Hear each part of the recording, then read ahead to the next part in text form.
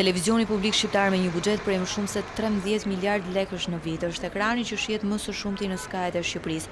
Këtij realiteti i shtohet edhe ngërçi politik disa vjeçar për të zgjedhur forume drejtuese të këtij institucioni që sot ka në krye një këshill drejtues jashtë mandatit, ndërkohë që drejtori i përgjithshëm, të cilit gjithashtu i kishte mbaruar mandati 2 vjet më parë, tashmë ka dhënë dorëheqjen.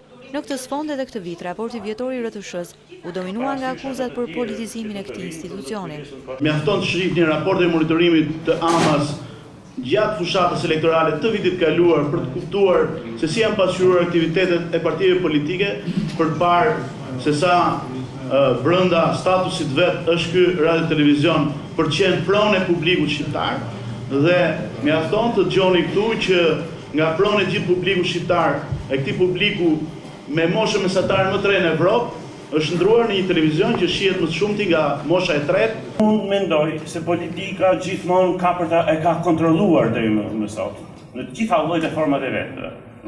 Edhe ka për ta kontrolluar. Ju jeni një forcë politike që mani përgjegjësi të madhe në këto 8 vjet që RTS-ja është në këtë situatë. Një vit më parë u miratua me konsensus ligji për median, por kompromisi mungoi për të zgjedhur këshillin drejtues të RTS-s.